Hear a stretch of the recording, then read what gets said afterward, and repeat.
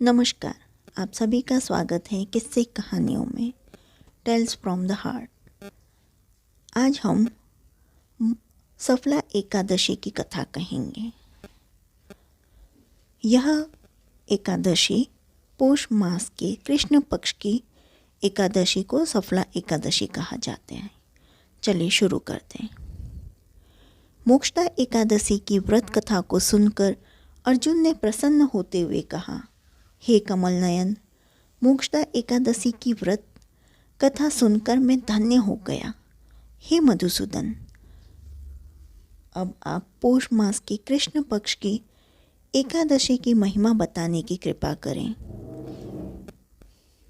उस एकादशी का क्या नाम है, उस दिन किस देवता की पूजा होती है और उसके व्रत का विधान क्या है। मुझ पर कृपा करते हुए यह सब आप मुझे विस्तार पूर्वक बताएं। अर्जुन की जिज्ञासा सुन श्री कृष्ण ने कहा, हे कुंती पुत्र, तुम्हारे प्रेम के कारण मैं तुम्हारे प्रश्नों का विस्तार सहित उत्तर देता हूँ। अब तुम इस एकादशी व्रत का महात्म्यम सुनो। हे पार्थ, इस एकादशी के द्वारा भगवान विष्णु के शीघ्र प्रसन्न किया जा सकता है। पौष माह की कृष्ण पक्ष की एकादशी का नाम सफला है। इस एकादशी के आराध्य देव नारायण हैं। इस एकादशी के दिन श्रीमन नारायण जी की विधि के अनुसार श्रद्धापूर्वक पूजन करनी चाहिए। हे पांडुनंदन, इसे सत्य जानो। जिस तरह नागों में शेषनाग, पक्षियों में गरुड़, ग्रहों में सूर्य चंद्र, यज्ञों में अश्वमेध और देवताओं में भगवान विष्णु श्रेष्ठ हैं, उसी प्रकार व्रतों में एकादशी व्रत श्रेष्ठ है। हे अर्जुन, एकादशी का व्रत करने वाले व्यक्ति भगवान श्री हरि को अति प्रिय हैं। इस एकादशी में नींबू, नारियल, नैवेद्य आदि अर्पण करके भगवान नारायण की पूजा करनी चाहिए। मनुष्य को 5 सहस्त्र वर्ष तपस्या करने से जिस पुण्य का फल प्राप्त होता है, वही पुण्य श्रद्धापूर्वक रात्रि जागरण सहित सफला एकादशी का उपवास करने से मिलता है। हे कुंती पुत्र, अब तुम सफला एकादशी की कथा ध्यानपूर्वक सुनो। प्राचीन समय में चंपावती नगरी में महिष्मान नामक एक राजा राज्य करता था। उसके 4 पुत्र थे। उसके सबसे बड़ा पुत्र लुम्पक नाम का महापापी और दुष्ट था। वह हमेशा पर स्त्री गमन में तथा वेश्याओं के यहाँ जाकर अपने पिता का धन व्यय किया करता था। देवता, ब्राह्मण, वैष्णव आदि सुपात्रों की निंदा करके वह अति प्रसन्न होता था। सारी प्रजा उसके कुकर्मों से बहुत दुखी थी, परंतु युवराज होने के कारण सब चुपचाप उसके अत्याचारों को सहन करने को विवश थे।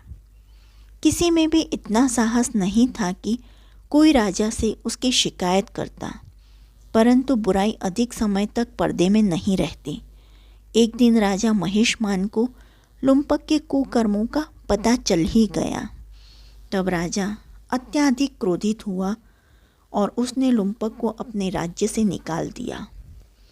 पिता द्वारा त्यागते ही लुम्पक को और सभी ने भी त्याग दिया। अब वह सोचने लगा कि मैं क्या करूं, कहाँ जाऊं। अंत में उसने रात्रि को पिता के राज्य में चोरी करने की ठानी। वह दिन में राज्य से बाहर रहने लगा और रात्रि को अपने पिता की नगरी में जाकर चोरी तथा अन्य बुरे कर्म करने लगा। रात में वह जाकर नगर के निवासियों को मारता तथा कष्ट देता। वन में वह निर्दोष पशु पक्षियों को मारकर उनका भक्षण किया करता था। किसी रात जब वह नगर में चोरी आदि करते पकड़ा भी जाता तो राजा के डर से पहरेदार उसे छोड़ देते थे। कहते हैं कि कभी कभी अनजाने में भी प्राणी ईश्वर की कृपा का पात्र बन जाता है। ऐसा ही कुछ लुम्पक के साथ भी हुआ। जिस वन में वह रहता था वह वन भगवान को भी बहुत प्रिय था।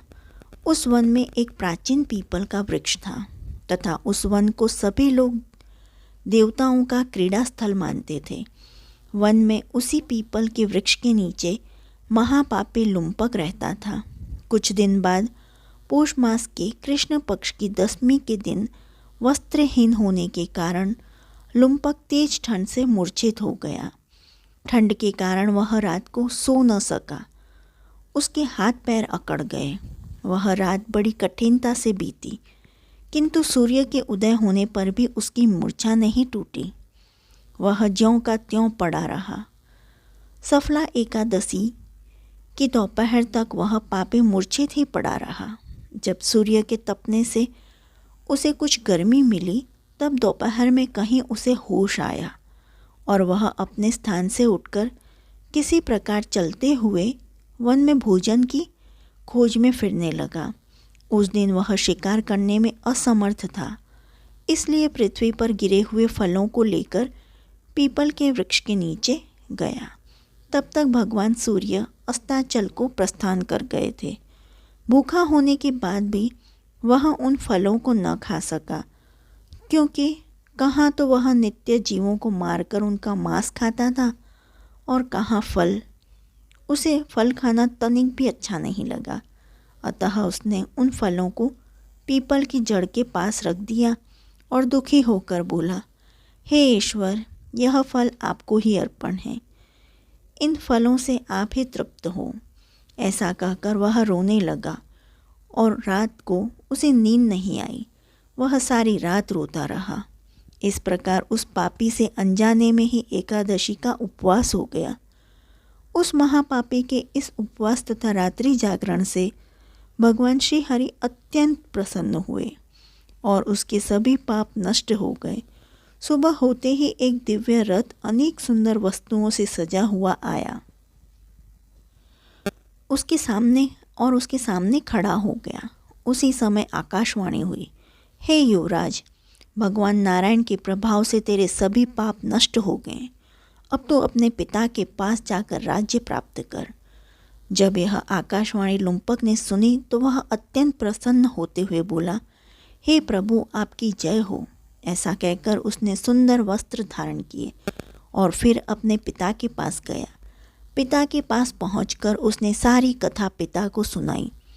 पुत्र के मुख से सारा वृत्तांत सुनने के बाद पिता ने अपना सारा राज्य तत्क्षण ही पुत्र को सौंप दिया और स्वयं वन में चला गया। अब लुम्पक शास्त्रानुसार राज्य करने लगा। उसकी स्त्री, पुत्र आदि भी श्री विष्णु के परम भक्त बन गए। वृद्धावस्था आने पर वह अपने पुत्र को राज्य सौंपकर भगवान का भजन करने के लिए वन में चला गया और अंत में परम पद को प्राप्त हुए। हे पार्थ, जो मनुष्य श्रद्धा व भक्तिपूर्वक इस सफला एकादशी का उपवास करते हैं, उनके सभी पाप नष्ट हो जाते हैं और अंत में मुक्ति प्राप्त होती है। हे अर्जुन, जो मनुष्य इस सफला एकादशी के महात्म्य को नहीं समझते, उन्हें पूंछ और सींगों से विहीन पशु ही समझना चाहिए। सफला एकादशी के महात्म्य को पढ़ने अथवा श्रवण करने से प्राणी को राजसूय यज्ञ से के समान फल प्राप्त होते हैं। कथासार। यह सफला एकादशी की कथा हमें भगवान के अति कृपालु होने का भान कराती है। यदि कोई मनुष्य अज्ञानवश भी प्रभु का स्मरण करे तो उसे पूर्ण फल की प्राप्ति होती है। यदि मनुष्य निश्चल भाव से अपने पापों की क्षमा मांगे तो भगवान उसके बड़े से बड़े पापों को भी क्षमा कर देते हैं। लुम्पक जैसा महापापी भी श्री भगवान श्री हरि का कृपा से वैकुंठ अधिकारी बना। जो आपको सफला एकादशी की यह कहानी पसंद आई हो तो please like, share and subscribe. देखने के लिए धन्यवाद। जय हिंद, जय भारत।